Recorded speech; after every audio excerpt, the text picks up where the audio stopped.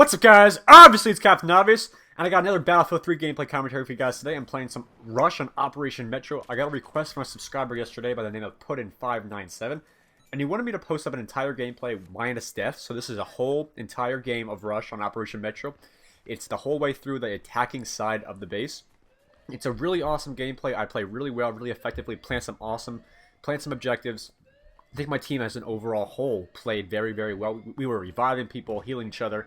It was a good overall time. I wasn't even playing with anybody I knew. It was just a great squad I got put into, and it was a fun time. But what I'm going to talk about today is regarding the patch for Battlefield 3. I know I talked about this in yesterday's video, but there's a whole lot more news that has come out since that video regarding this patch.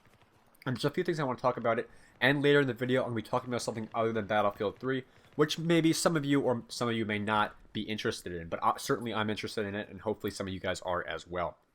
So, in yesterday's video, I talked about some unannounced patch notes. And as of today, the list has gotten a whole lot bigger.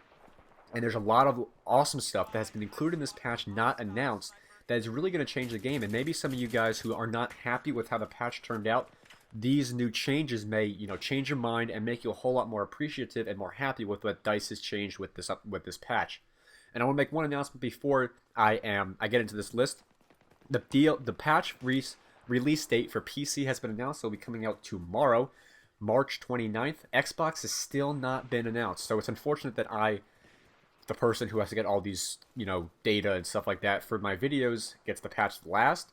But luckily the PC is coming out tomorrow, and all the people who get all the statistics for weapons and such can have all the information quicker than I can. So that way I can get started on my series as soon as possible. They're going to start analyzing all the game data, and I think it'll be pretty awesome. So this is an awesome list, and I really hope you guys can listen and watch the entire video because it's really an awesome list. And it's sad that DICE actually didn't announce some of this stuff, because this is a lot of stuff to be hyped up about the patch, and they're really game changers and changing the game a whole lot. Now, I've said this in the past, and I feel that Battlefield 3, because of this new patch and these changes, it's a whole new game. It's not the same as it used to be. Weapon things have been changed to that nature. It's really awesome. And I'm kind of jealous of PC and PS3 right now because they have this new patch.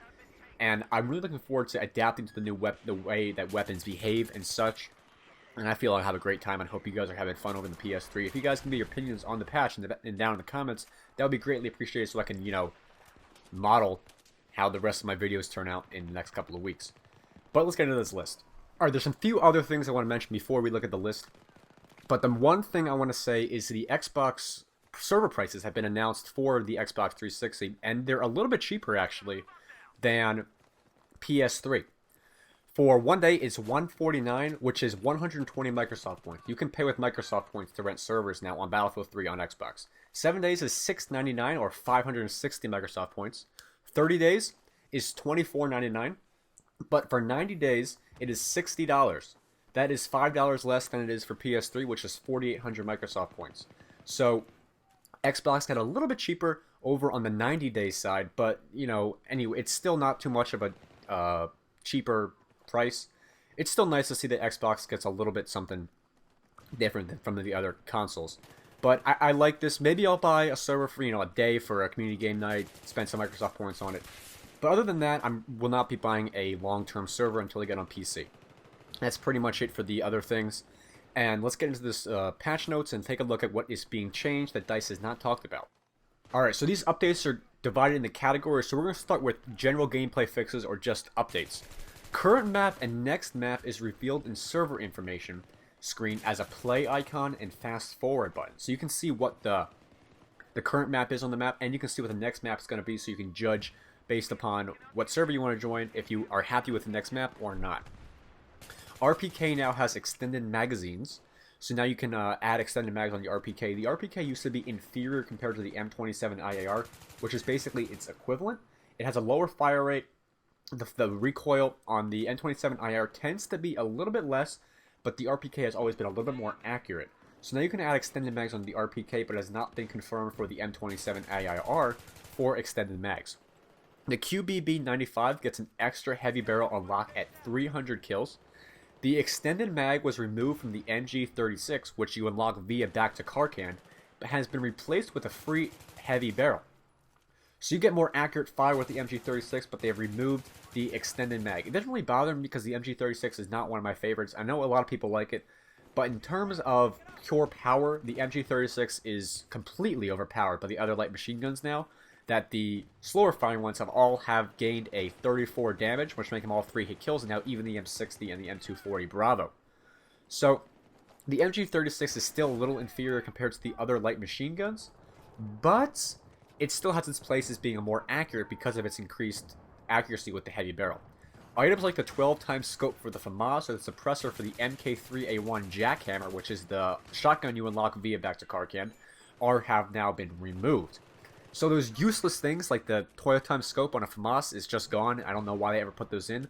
I wonder if they took it out for the G53 and the QBZ95. We'll have to find out. Now there's some graphical tweaks they've actually added in this patch. No colorblind mode has been added, but all icons seem to be much easier to see. Those are the icons on your minimap, so now they're a little bit more bright, a little bit more vibrant, and the ones on your spawn screen are now always going to be there. You know how sometimes, on your spawn screen you don't see exactly where you're going to spawn or where your teammates are?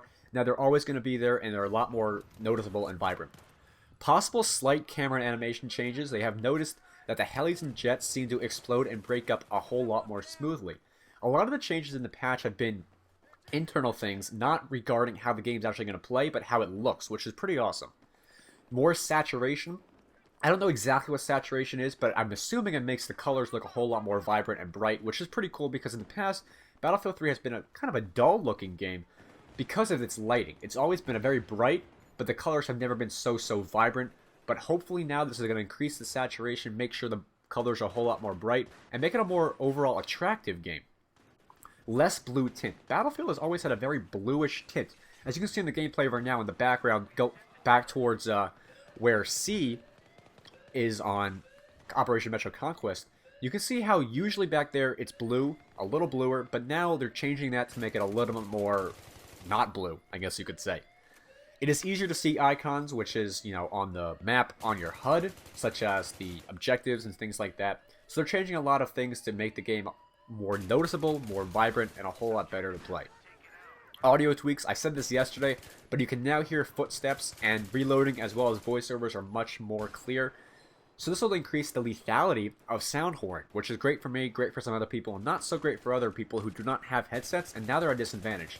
So if you guys do not have a headset, I recommend going and buying one because it's going to help you a lot in Battlefield 3 now. There have been user interface tweaks, and I want to say one thing to you guys. I saw this on, I think it was either IGN or on a Battlefield blog, but in fact the UI was outsourced for Battlefield 3. DICE did not make the UI, so if you guys are complaining about how the UI works, it's not DICE's fault, it's the people they outsourced it to. So that's a little interesting bit of news for you guys, so yeah. Alright, there's much better responsive, Minimap is more focused on team functions, icons for vehicles are now on the spawn screen. It's easier to see what spawn point is selected because sometimes it shows the wrong spawn point you're going to spawn at. And other squad leader objectives are now marked on flags, so you can see which squad leader from which squad has marked that objective. There have been some movement tweaks as well. There's much better responsiveness, and you have to turn off anti-aliasing to get even better responsiveness, which is input lag. Noticeably faster repositioning from prone to standing or crouching position, so now you can drop shot a little bit more effectively, but not as effective as, let's say, Call of Duty. No more super crawl or super worm. I have no idea what the hell that is. They have moved the AA on Kari Island and US on character and Russian at the airstrip. Faster vehicle spawns, mainly on air vehicles. And about the AA on Kari, that's in Conquest. So now that the AA gun is at the carrier instead of on the beach, which is a little bit better. Attack helicopter on non-back to Karkan maps respawn in 30 seconds instead of 80 seconds. I don't know about the 80 seconds. Attack helicopters really spawn in 60 seconds, but that's a little wrong right there. 80 seconds. I may not be trusting that new statistic. You can now fly through poles from halfway up. You can spawn the AA guns now. Jet guided missiles can take out a tank and nearby infantry in 2 to 3 hits.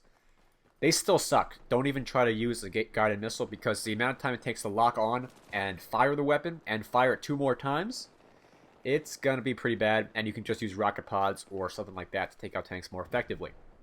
Below radar has been buffed, So you are a whole lot more, resistant to locks on when you're closer to the ground.